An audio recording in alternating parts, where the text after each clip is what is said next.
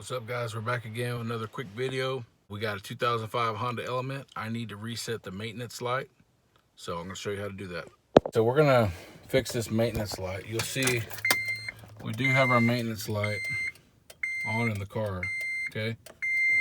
And we want to get rid of that maintenance light. So what you're going to do is hold down the select reset button, okay? We're going to hold that down and turn the ignition on, okay? So let's try to do this best I can.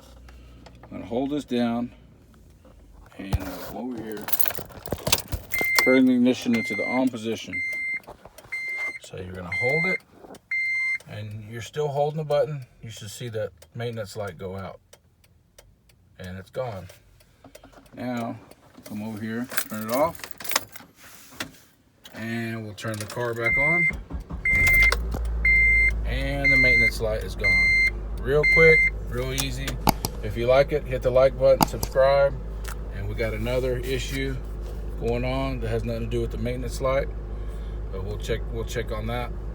But your maintenance light's gone.